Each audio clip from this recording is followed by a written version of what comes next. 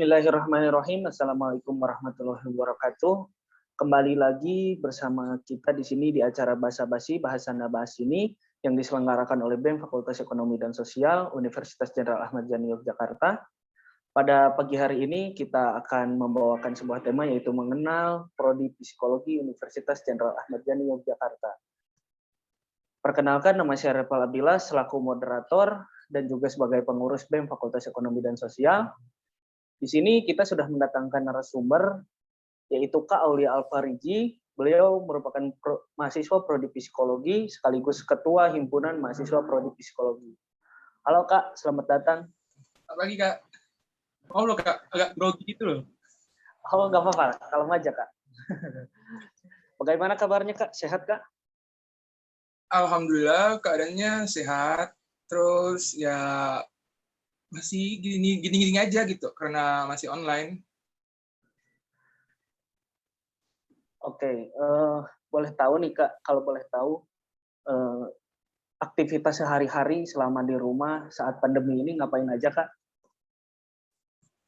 Oh iya, jadi aktivitas saya selama pandemi ini, saya nggak mau stuck di sini aja gitu. Soalnya biasanya di kampus tuh kan aktif gitu. Pokoknya dalam 1 bulan tuh adalah gitu pencapaian gitu. Tapi karena online gini, bukan gara-gara ya, karena online gini,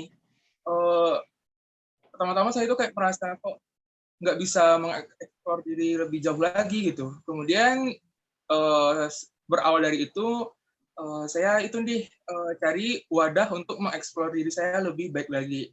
Nah, kemudian saya mengikuti itu kegiatan pemilihan Duta Kebudayaan Indonesia. Nah, kemudian saya langsung untuk seleksi, tapi nggak seleksi dari kabupaten atau provinsi, tapi langsung seleksi ke nasional gitu.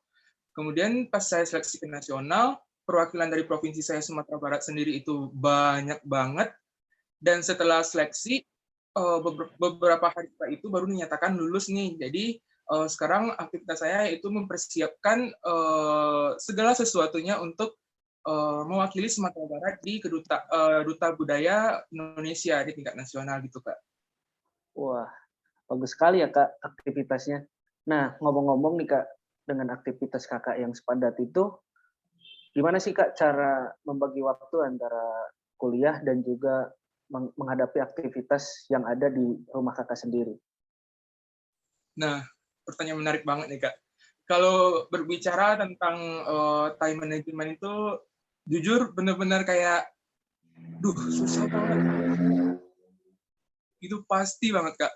Karena setelah mengikuti ajang ini, saya sering begadang sampai jam 3 malam gitu. Karena bagi waktu juga antara tugas kuliah, apalagi kemarin juga UAS, kemudian tugas akhir semester, kemudian belum lagi di rumah gitu kan ya. Kemudian dari mempersiapkan buat nasional ini itu kayak mencari sponsor untuk ngajuin proposal gitu Kak. Tapi baik lagi nih ke yang awal tadi itu niat saya sendiri yaitu untuk mengupgrade diri lebih lagi gitu. Jadi dinikmatin aja gitu walaupun secapek apapun, sesusah apapun tapi dinikmatin aja. Jadi ini tuh buat saya jadikan aja cerita saya di masa depan gitu. Gitu sih Kak. Oke Kak. Oke nih, ngomong-ngomong masalah kuliah nih Kak. Menurut Kakak, apa hal positif dan apa hal negatif yang Kakak dapat selama kuliah daring ini? Kalau selama kuliah daring ini Kak, banyak sih Kak plus minusnya gitu.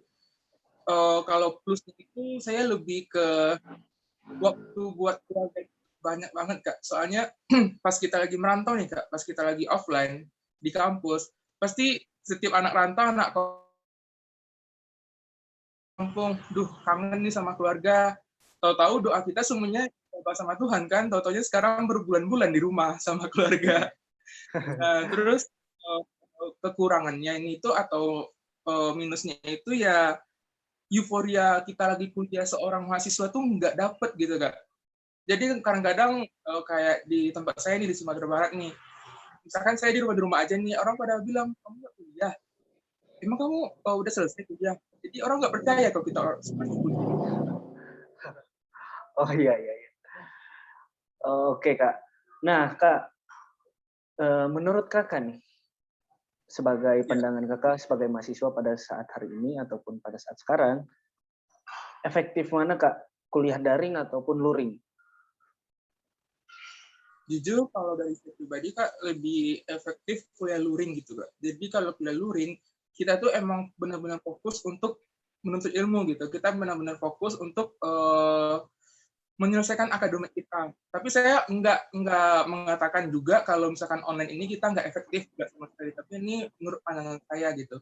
Jadi kalau kita kuliah luring, apapun tugas ataupun apalagi praktikum nih, jadi kita benar-benar kerasa banget nih, saya jadi anak rantau gitu. Saya harus menyelesaikan tepat waktu kuliah gitu. Jadi semangat buat fighting itu tuh lebih lebih kuat banget gitu Kak daripada online gini ya. Kalau online gini kan kita di rumah terus gitu. Oke, baik Kak.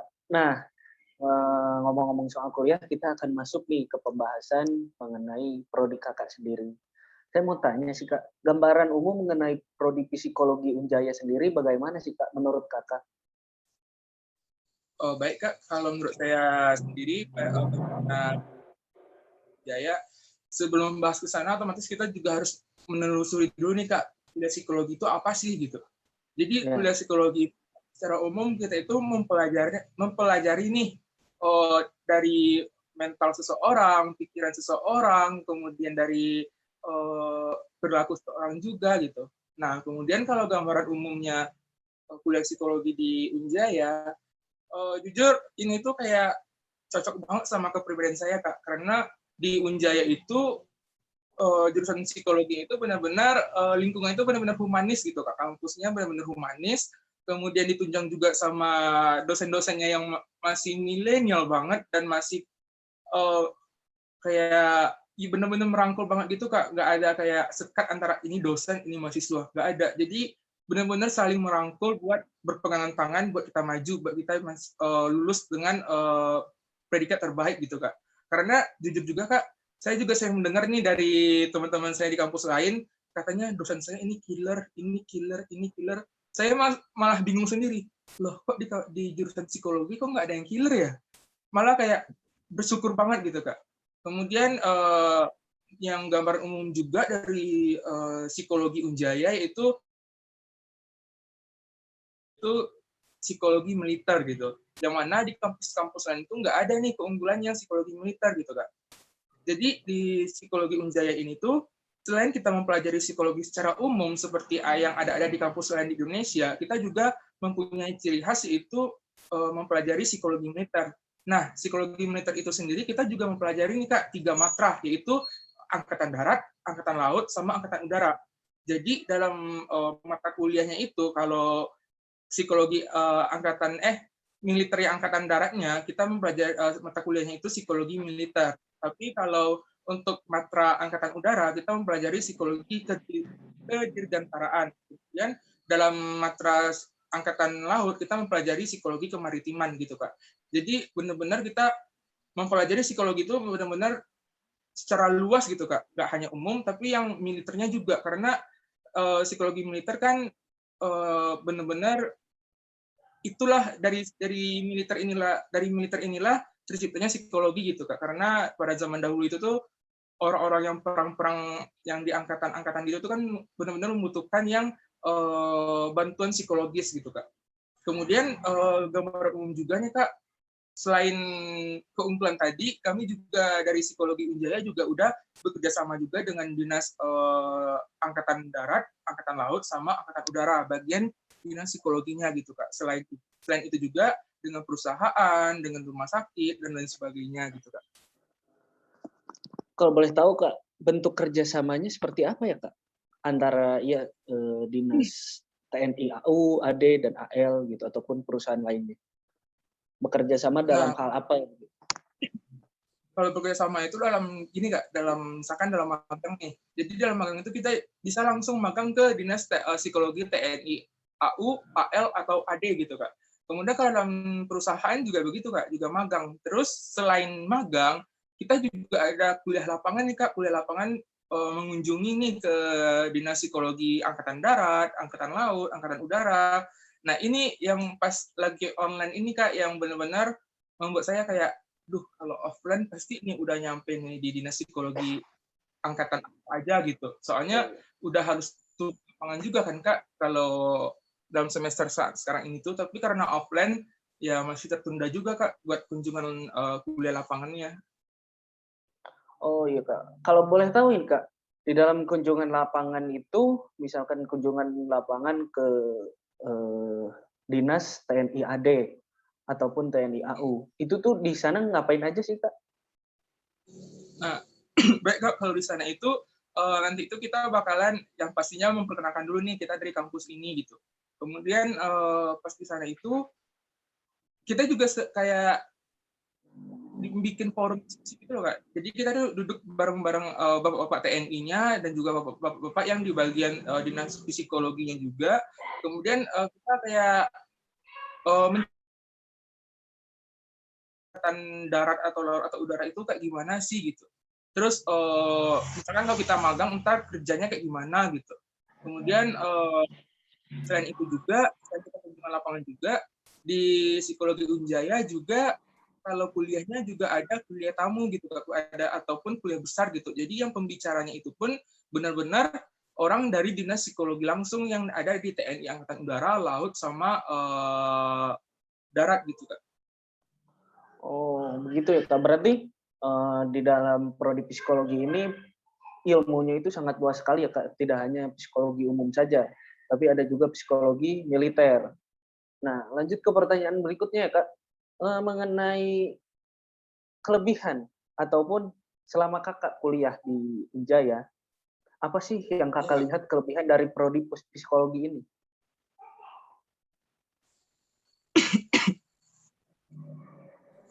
kalau kelebihan sendiri ya Kak, balik ke yang atas tadi, balik yang saya sampaikan tadi, dari segi jurusannya aja udah ada kelebihannya nih, yaitu psikologi militer gitu. Kemudian dari dosennya juga, kemudian selain dari dosennya juga udah ada kerjasama dengan dinas-dinas yang terkait gitu Kak. Kemudian dari lingkungannya sendiri Kak, dari lingkungan kampusnya, baik sama Katin, sama tingkat, baik juga dengan jurusan ataupun program studi yang lain gitu.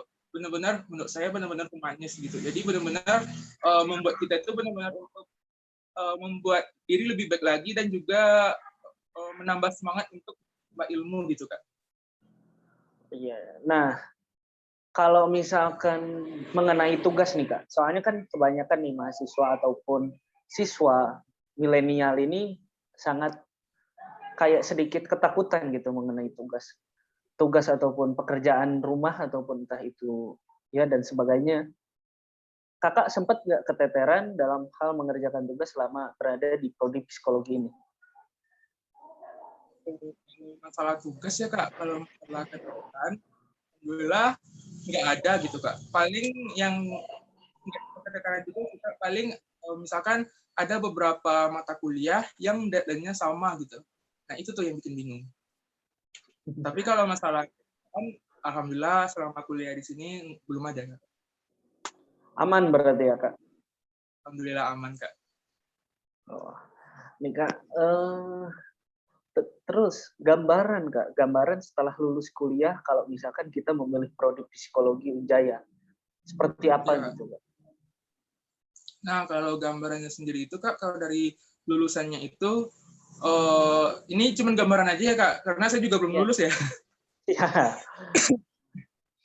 Jadi gambarannya itu tuh kita juga bisa jadi konsultan, bisa menjadi tenaga pendidik ataupun tenaga pengajar juga, bisa jadi peneliti juga, bahkan juga kemungkinan besar juga Ada nilai plusnya nggak Kak kalau misalkan kita kuliah di Universitas Jenderal Ahmad Yani untuk masuk ke misalkan kemiliteran seperti ke TNI gitu? Kalau menurut saya pribadi ya Kak, kalau untuk nilai plus yang Kak Lidu tuh kemungkinan besar menurut saya ada gitu Kak. Soalnya pas kita lagi mendaftar ke perwira TNI gitu Kak, misalkan dari ada nih jurusan psikologi lain gitu. Sedangkan kita masuk ke ranah militer gitu. Nah, sedangkan kita sendiri dari sejak bangku kuliah udah mempelajari yang namanya psikologi militer gitu Kak. Jadi plus kita itu tuh atau kita tuh udah curi poin dulu dibandingin para pesaing yang lainnya gitu Kak.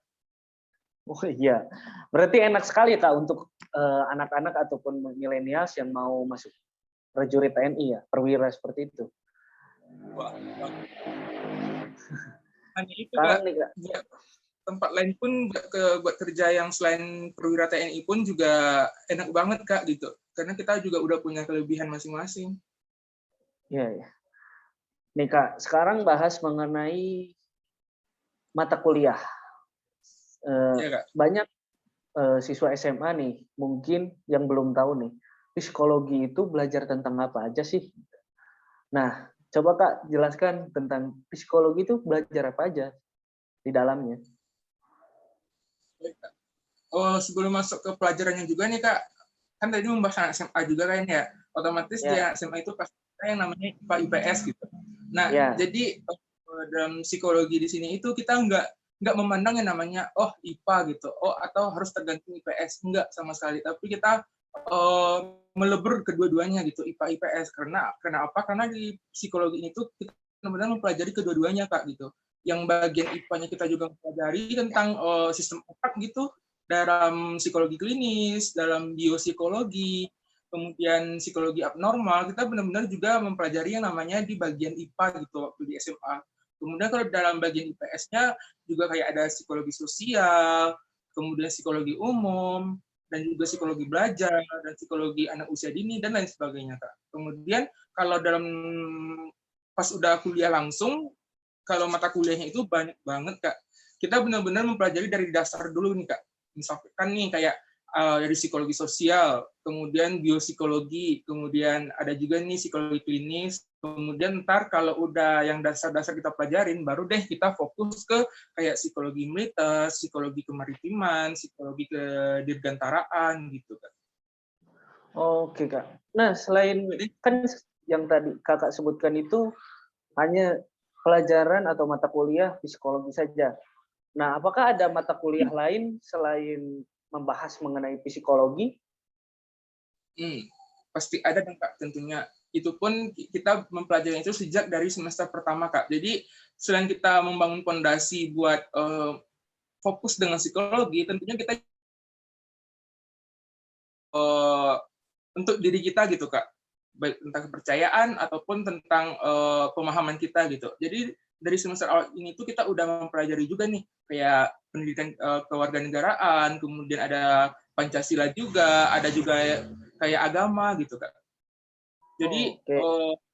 fondasinya kita benar-benar dibentuk dulu nih Kak. Oh iya, berarti benar-benar dimulai lagi dari awal ya. Kalau misalkan mau masuk Benar, psikologi pun kita mulai lagi dari nol ya semuanya. Oke. Nah, benar Kak. Kak, saya sempat belajar nih mengenai psikologi nih. Ada 4 kepribadian manusia, Kak. Bisa nggak Kakak jelasin mengenai 4 kepribadian manusia itu? Kalau nggak salah itu ada melankolis, korelis yang seperti itu, Kak. Jadi benar Kak, ada tipe-tipe kepribadian manusia kayak melankolis, terus apa tadi yang Kak sebut korelis ya? Korelis, ya korelis. Iya. Nah, kemudian ada dua lagi, tapi saya jujur lupa yang dua lagi itu apa. Tapi secara gambaran umumnya itu, kalau mempelajari psikologi kepribadian itu tuh, kita bisa tahu nih Kak, kayak, oh orang ini tuh orangnya sensitif gitu, dalam segi perasaan gitu. Kemudian ada orangnya itu benar-benar kayak emosional banget gitu. Kemudian ada orangnya yang kayak,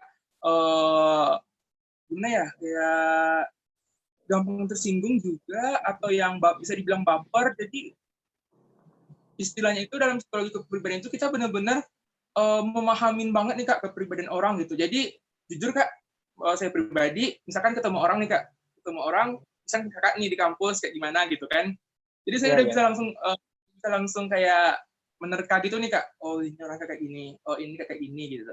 Tapi nggak hanya cepat-cepat langsung baca gitu Kak, tapi otomatis harus ada dulu yang namanya kontak sosial dulu nih Kak. Jadi oh saya bertemu dengan Kakak dalam kontak sosial itu berapa kali gitu, taruhlah dikatakan 2 kali.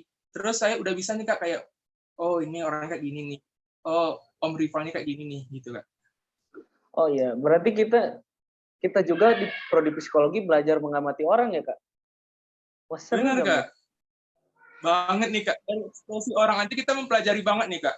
Kayak dari Kelihatan. alisnya, terus dari depan matanya, bohong orangnya itu kita juga mempelajari nih Kak. Jadi kayak dalam prodi psikologi itu kayak hal kecil aja kita perhatian gitu, apalagi dia gitu. Terus Kak, mengenai psikologi forensik nih Kak. Tadi Kakak Iya Kak. sempat sebut nih. Isinya itu kalau mengenai psikologi forensik itu apa aja sih Kak? Nah, baik Kak, kalau dalam psikologi forensik itu tuh kita mempelajari psikologi dalam ranah hukum gitu Kak. Jadi dalam ranah hukum ini ada orang yang melakukan suatu kejahatan kriminal gitu. Apalah gitu. Jadi kita nggak semata-mata langsung jatuhin hukuman sekian tahun penjara, enggak gitu. Mempelajari dulu nih, misalkan dari pihak tersangka gitu. Tersangka ini tuh melakukan hal tersebut karena apa gitu. Pasti ada suatu motif yang mendukung tersangka tersebut untuk melakukan kejahatan gitu. Kemudian dari tersangka itu kita juga mempelajari nih Kak psikologis yang dari korban gitu. Nah, kemudian apalagi nih kalau korbannya itu di bawah umur, otomatis kita yang sebagai psikolognya juga harus membimbing yang di bawah umur ini untuk gimana ya, untuk nggak trauma lagi gitu dari kejadian yang dialami gitu Kak. Oh iya, iya. Berarti masalahnya mengenai mental ya Kak. Nah iya Kak. Oh, berarti kalau misalkan mengenai hukumnya, berarti Kakak juga belajar hukum dong Kak?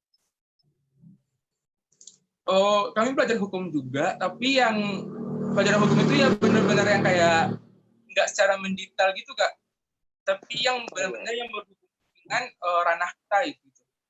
Oh iya, iya. Berarti yang sesuai dengan ranah Kakak sendiri sebagai seorang psikolog nantinya ya? Benar Kak. Oke Kak. Nih, mungkin pertanyaan terakhir nih Kak dari saya. Wah, udah pertanyaan terakhir aja nih Kak. Plus minus selama Kakak kuliah di Universitas Jenderal Ahmad Yani Yogyakarta. Baik Kak, jujur dari diri saya pribadi, ini bebas ya buat kakak-kakak Bebas ya? yang lain ataupun buat para audiens yang lain, percaya atau enggaknya, jujur plus minus selama kuliah di Unjaya, apalagi di psikologi Unjaya, saya benar-benar nggak ada yang bisa dikatakan alhamdulillah saya mendapat itu semua gitu. Baik dari lingkungan, dosen, kemudian dan juga lingkungan kosnya gitu. Kan lingkungan kos benar-benar menunjang banget nih Kak untuk pendidikan gitu. Terus Ya. lingkungan kampusnya, semuanya gitu Kak, everything gitu. Bahkan sampai ke dan Bapak Satpam pun, benar-benar kerasa banget gitu Kak, persaudaraannya gitu. Jadi kalau Kakak menanyakan plus minusnya kepada saya bingung untuk menjawab yang minusnya apa gitu. Berarti secara tidak langsung plusnya itu sangat banyak gitu Kak. Nah, Kalau kita bener Kak. kuliah di Universitas Jenderal Ahmad Yani ya. Iya Terutama Kak, untuk bener. prodi psikologi ya Kak, karena ada keunggulan psikologi militer tersebut ya. Oke. Terima kasih ya Kak atas Lo nggak ada pertanyaan ketersediaan tambahan? waktu. Boleh, boleh sebentar ya.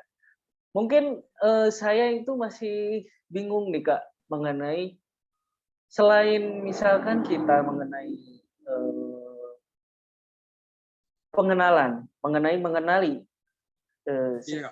seseorang, apa aja sih Kak selain itu? Misalkan kita belajar nih mengenai kepribadian seseorang nih, mengamati seseorang. Nah, selain itu Kak, psikologi juga belajar tentang apa sih Kak? Baik Kak, kalau dari segi kepribadian itu udah jelas tadi ya. Kemudian dari psikologi itu kita juga mempelajari, kalau yang saya ambil sendiri gitu Kak, intisari dari psikologi ini tersebut, tapi nggak tahu juga ya sama teman-teman yang lain. Di sini tuh saya juga mempelajari banget yang namanya bagaimana sih cara bersosialisasi gitu Kak. Sedangkan kita yang saya liatin ya, yang saya amatin, makin ke sini generasi muda kita itu atau generasi milenialnya itu yang namanya sosialisasi itu tuh udah kayak agak sedikit berkurang gitu, udah tergerus gitu Kak, yang namanya sosialisasi gitu. Sedangkan kita orang Indonesia benar-benar yang namanya humanis gitu Kak, orang yang benar-benar bersosialisasi banget gitu. Nah, di sini Kak, saya benar-benar mendapatkan insight baru dari psikologi sendiri, yaitu bagaimana sih cara bersosialisasi, bagaimana sih caranya mensyukuri apa yang dimiliki walaupun sekecil apapun gitu. Itu sih Kak, menghargai diri sendiri itu lebih banget gitu Kak, kalau dari saya pribadi gitu. Nah, menurut seperti perkataan Kakak tadi bahwa era milenial sekarang ini bahwa sifat sosialisasinya itu sudah berkurang.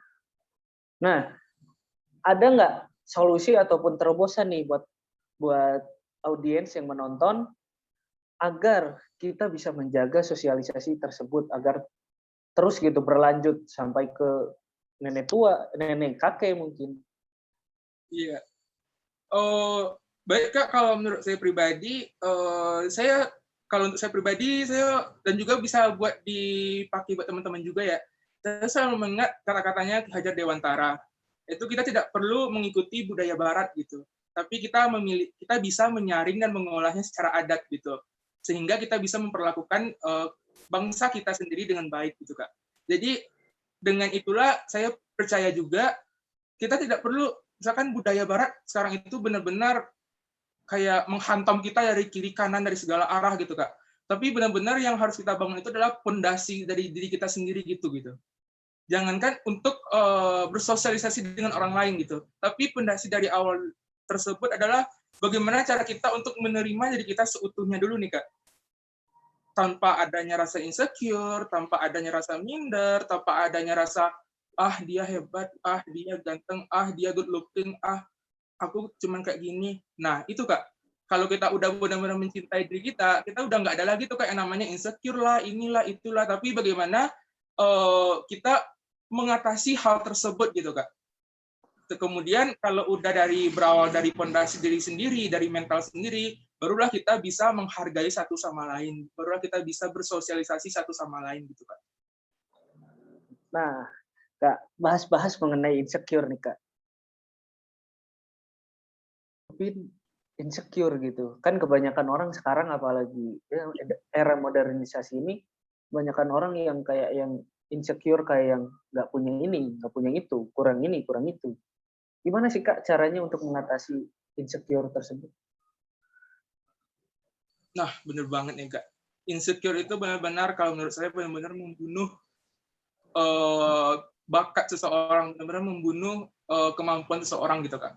Kemudian kalau menurut saya pribadi, bagaimana cara mengatasi insecure-nya sendiri ya Kak? Itu balik lagi nih Kak, kepada pernyataan Kakak dan juga pernyataan teman-teman yang lain di luar sana mengenai insecure gitu. Sekarang saya tanya, pokok permasalahan Kakak apa? Insecure kan ya? Ya.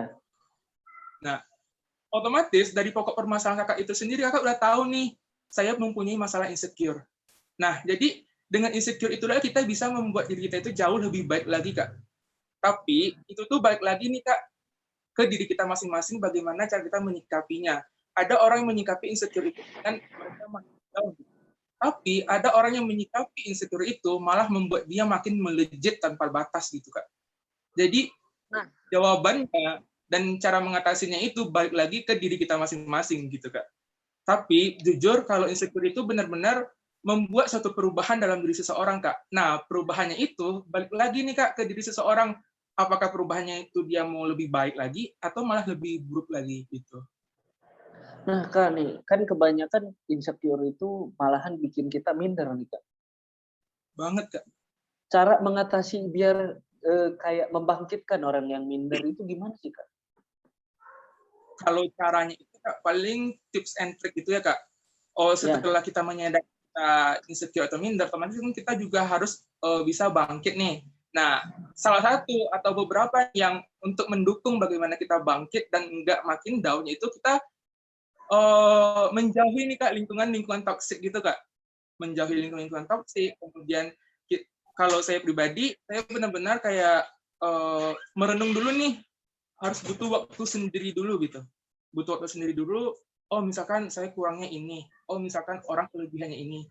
Terus saya mikir lagi, dia manusia, saya juga manusia. Dia makan nasi, saya juga makan nasi. Terus bedanya apa? Kenapa dia bisa, kenapa saya nggak bisa? Nah gitu Kak. Jadi balik lagi ke diri sendiri dulu. Kita juga harus kayak memberikan pengakuan kepada diri kita sendiri kalau kita tuh emang bisa gitu. Kita nggak ada yang lebih, nggak ada yang kurang gitu. Karena semua kita itu yang mempunyai kapasitas dan kelebihannya masing-masing. Nggak ada yang mempunyai kekurangan gitu Kak. Kemudian setelah kita udah menyadari diri kita sendiri, kemudian baru deh kita mengatur lingkungan kita menyeting lingkungan kita, yaitu dengan kita menjauhi lingkungan toksik, kemudian kita bergabung ke lingkungan yang benar-benar yang positif banget gitu Kak.